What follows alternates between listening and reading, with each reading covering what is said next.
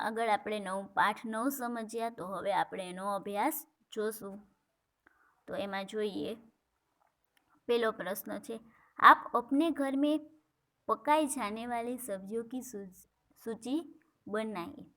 तो तमारा घर में जी पकाए એટલે जी पकती हो पाकती हो एवी सब्जियों यादी बनावानी है। तो જોઈએ एमा मेरे घर में ये सब्जियां पकाई जाती है, जैसे कि आलू, बैंगन, फूलगोभी, करेला, शकरकंद, बंद गोभी, लौकी, टमाटर, मटर, भिंडी, कदरू, चचरीदा, तुरई आदि। પછી બીજું છે, सूची से अपनी मनपसंद सब्जियां बताइए और क्यों पसंद है उसका कारण दीजिए। तो कि मनपसंद सब्जी तो आलू, क्यों पसंद है उसका कारण, तो कि हर एक सब्जी के साथ अच्छा लगता है। પછી છે बैंगन, तो ये क्यों पसंद है, सब्जी का स्वाद अच्छा लगता है। પછી से शकरकंद, तो क्यों पसंद है, तो कि मीठा होता है, सेक कर भी खाया जा सकता है। પછી છે टमाटर, तो क्यों पसंद है, तो कि खट्टा मीठा स्वाद अच्छा लगता है। પછી એના પછી છે प्रश्न नंबर 3, भिन्न शब्द पर राउंड कीजिए। तमने एक करीने बताव्યું છે, जैसे पालक, गाजर, लौकी और सेब। जैसे कि पालक, गाजर, सेब और लौकी, तो एमां सेब ऊपर राउंड कर्યું છે। तो केम, कारण के ए सब्जीमां न आवे, शाकभाजीमां न आवे। सेब शेमां आवे, सेब एटले शुं थाय, सफरजन, जे फ्रूटमां आवे। तो एवी ज रीतना पेલું જોઈએ આપણે। तो छे पेलू छे ककड़ी, गाजर, बंद गोभी और केला। तो केला छे ई नो आवे।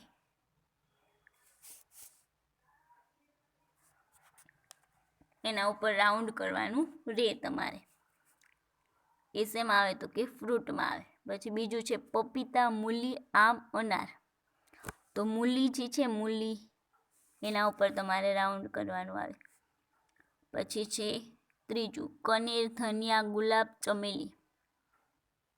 તો ધનિયા ઉપર, કારણ કે કનેર, ગુલાબ, ચમેલી ત્રણેય ફૂલ છે। ચોથું મિર્ચી, અદરક, ફૂલગોભી, લસણ। તો ફૂલગોભી ઉપર, કારણ કે ફૂલગોભી સબ્જીમાં આવે ને ઓલી ત્રણેય સ્વાદ મસાલામાં આવે। પછી છે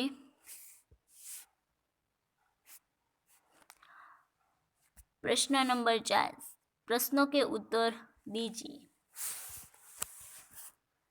हरी रंग की सब्जियों के नाम बताइए। तो कि हरे रंग की सब्जियों, करेला, पालक, मेथी की भाजी, बंद गोभी, भिंडी, लौकी, ककड़ी, चचरीदा, कदरू, ग्वारफली, कंकोड़ा, परवल आदि हरी रंग की होती। बीजू, कच्चे टमाटर का रंग कैसा होता है, कच्चे टमाटर का रंग हरा होता है। પછી ત્રીજું, कौन कौन सी सब्जियां का स्वाद कड़वा होता है, तो कि करेला, कंकोड़ा और मेथी की भाजी का स्वाद कड़वा होता है। और चौथुं, प्रस्तुत इकाई में किन सब्जियों के नाम नहीं आए हैं, तो कि प्रस्तुत इकाई में इन सब्जियों के नाम नहीं आए, जैसे कद्दू, कंकोड़ा, कदरू, तुरई, पालक, प्याज, रतालू, चमीकंद, ग्वारफली, चचरीदा, मूली आदि का नाम नहीं आया है। પછી છે પાંચમું, हलवा बनाने के लिए गाजर या लौकी के अलावा कौन कौन सी चीज़ों की ज़रूरत होती है, तो कि हलवा बनाने के लिए गाजर या लौकी के अलावा चीनी, घी, पानी, इलायची, काजू, बादाम, पिस्ता आदि की ज़रूरत होती है। પછી छठू છે, ऐसे फल बताइए जिनकी सब्जी भी बनाई जाती है, तो कि आम, केला, अंगूर, अमरूद आदि फलों की सब्जी भी बनाई जाती है। प्रश्न नंबर 5, नीचे दी गई चित्र का वर्णन कीजिए। नीचे तमने सरस मजानुं चित्र आप्युं छे जेनुं वर्णन करवानुं छे। तो નીચે જે ચિત્ર આપ્યું છે એનું વર્ણન. છાત્ર શિક્ષકે સહાયથી મૌખિક વર્ણન કે છે જે તમારે જાતે વર્ણન કરવાનું છે મૌખિક રીતે. તો जैसे कि सब कई सारे सब्जियां है, एक और कुत्ता खड़ा है, दूसरी बाजू 2 दुकान है, इसी तरह. और ત્યાર પછી છે ચિત્રો કે આધાર પર કહાની કથન કીજીએ. ચિત્ર આપ્યું છે એના ઉપર શું કરવાનું છે, આપણે વાર્તા બનાવવાની છે. તો જોઈએ પેલું ચિત્ર જો, એના ઉપરથી वार्ता बना. तो कि एक जंगल था, उस जंगल में बरगद के पेड़ के पास एक हाथी रहता था. हाथी और बरगद के बीच पक्की दोस्ती थी. एक दिन बात में हाथी बरगद पर क्रोधित हो गया और बरगद की डालियां तोड़ने लगा. वह बरगद को जड़ से उखाड़ने की कोशिश करने लगा. बरगद का पेड़ उससे समझाने लगा, हाथी भैया मुझे क्यों उखाड़ रहे हो, मैं सबके लिए बहुत उपयोगी हूँ. गर्मी के मौसम में जब सूरज अगनगोला बनकर गर्मी बरसाता है तब सभी पशु पक्षियों को मैं छांव देता हूँ. अंततः मुझे रहने दीजिए, मैं आपकी भी कभी सहायता करूँगा. कई दिन बीत गए. गर्मी के दिनों में कड़ी धूप के कारण हाथी व्याकुल हो उठा. इतने में उसने आवाज सुनी, हाथी भैया अकुलाओ मत, इस ओर आ जाओ, मेरी छाया में बैठो, आराम करो, यहाँ तुमको गर्मी से राहत मिलेगी. हाथी बरगद के पेड़ के नीचे आकर खड़ा रहा. उसे सचमुच चैन मिला. उसने बरगद के पेड़ को उपकार माना. हाथी और बरगद दोनों खुश हो गए. और ત્યારબાદ प्रश्न नंबर 7, दी गए चित्रों के बीच में भेद बताते हुए वर्णन कीजिए. તો બે ચિત્ર આપ્યું છે એમાં ભેદ બતાવે છે એટલે તફાવત જે છે જોવાનો છે આપણે. તો પહેલું ચિત્ર તો એક ખેત હે, તો બીજા ચિત્રમાં 2 ખેત હે. પછી પહેલા चित्रमा एक किसान हल चला रहा है, तो बीजा चित्रमा 2 किसान सब्जी तोड़ रहे हैं.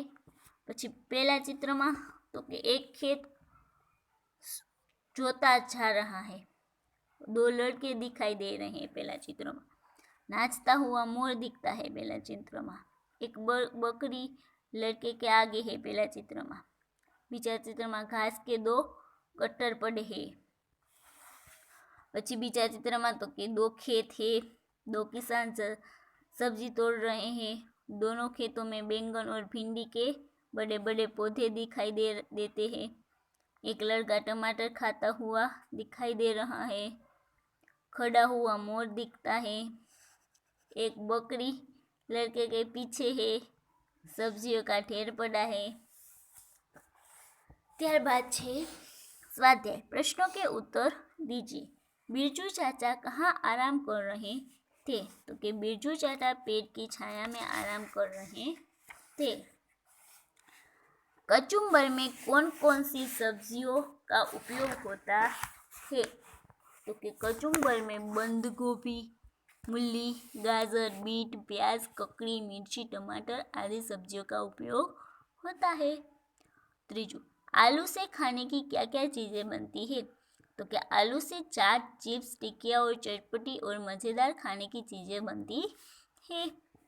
ત્યાર પછી ચોથો પ્રશ્न, मसालों से रसोई में क्या होता है, तो कि मसालों से रसोई को स्वाद और सुगंध मिलती है.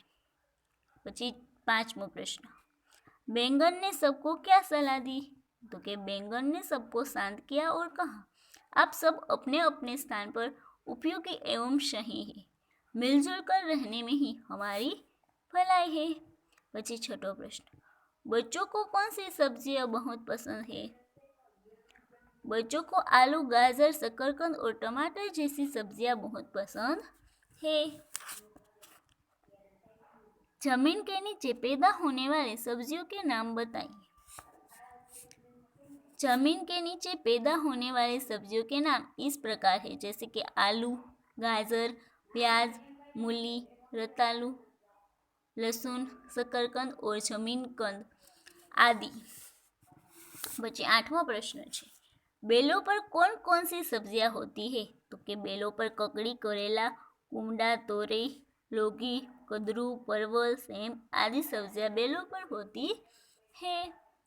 ત્યાર પછી જોઈએ प्रश्न नंबर 2, नीचे दी गई सब्जियों के रंग, रूप, आकार या स्वाद के बारे में दो वाक्य लिखिए। तो एમાં પેલું આપ્યું છે बैंगन कैसे रंग का होता है? तो कि बैंगन काले रंग का होता है, उसके माथे पर हरे रंग की कलगी होती है, बैंगन गोल या लंबा होता है। પછી બીજું, टमाटर लाल रंग का होता है, उसका स्वाद खट्टा मीठा होता है, टमाटर गोल होता है। પછી ત્રીજું, करेला हरे रंग का होता है, उनका स्वाद कड़वा होता है, उनके दोनों छोर निकले होते हैं। પછી ચોથું, लौकी हरे रंग की और लंबी होती है, लौकी का हलवा बनता है। પછી પાંચમું, गाजर लाल रंग का होता है, गाजर मीठा होता है। પછી ત્યાર પછી છે પ્રશ્ન નંબર 3, ચિત્ર આધાર પર લેખન કીજીએ। તમને ચિત્ર આપ્યું છે, એના આધારે આપણે લખવાનું છે। પછી છે, ચાલો જોઈએ चित्र आधारे। यह सब्जी मंडी का चित्र है। सब्जी मंडी में सब्जी की दुकानें लगी हुई है, दुकानों पर ग्राहक खड़े हैं। एक दुकानदार की सब्जी बिकी नहीं है, वह ग्राहक की राह देख रहा है। दूसरे दुकानदार के पास से एक लड़की सब्जी खरीद रही है। एक ठेले वाला भी दिखाई दे रहा है, वह सब्जी बेच रहा है। ठेले वाला ग्राहक स्त्री को बैंगन दिखा रहा है। स्त्री के पास एक बच्चा भी खड़ा है। जमीन पर कपड़ा बिछा कर 2 स्त्रियों सब्जियां बेच रही है। उनकी सब्जियां टोकरियों में रखी हुई है। एक स्त्री के पास ग्राहक नहीं है, वह उदास बैठी है। दूसरी स्त्री के पास 2 खरीदार खड़े हैं। एक लड़का भिंडी ले रहा है, एक स्त्री सब्जी का भाव पूछ रही है। मंडी के नजदीक से रास्ता गुजरता है। मंडी के दोनों ओर पेड़ भी दिखाई दे रहे हैं। ત્યાર પછી છે, નીચે दी गए वाक्यों का मातृभाषा में अनुवाद कीजिए। એટલે કે એનું અનુવાદ કરવાનું છે તમારે ગુજરાતી માતૃભાષા એટલે કે ગુજરાતીમાં। તો પેલું છે, સભી સબ્જીઓ મેરે બિના અધૂરી है। તો શું કહેવાય કે બધી શાકભાજીઓ મારા વગર અધૂરી છે। પછી બીજું છે, ગાજર से हलवा बनता है। તો ગાજરથી હલવો બને છે। અને પછી ત્રીજું, मसाले रसोई में स्वाद और सुगंध प्रदान करते हैं। तो कि मसाला रसोईने स्वाद और सुगंध आपे छे। પછી ચોથું, करेला स्वाद के लिए बहुत लाभदायी है। तो कारेलू आरोग्य માટે ખૂબ જ લાભદાયક છે। પછી પાંચમું, બીજू चाचा सो गए। तो बीजू काका सूई गया। પછી देखिए, पता कीजिए और लिखिए। जब तुम इस पाठ को पढ़ रहे हो, उस समय देखो खेतों में कौन कौन सी सब्जियां उगी होगी। तो कि जब हम इस पाठ को पढ़ रहे हैं, उस समय खेतियों में सब्जियां उगी होगी। फूल गोभी, बंद गोभी, टमाटर, बैंगन, सेम, लौकी, आलू, प्याज, करेला, ककड़ी, तुरई, धनिया, पालक, भिंडी, हरी मिर्च, गाजर, मूली, रतालू, लहसुन, शकरकंद, जमीकंद आदि। પછી છે, इनमें कौन सी सब्जी होगी। इनमें से कौन सी सब्जी होगी।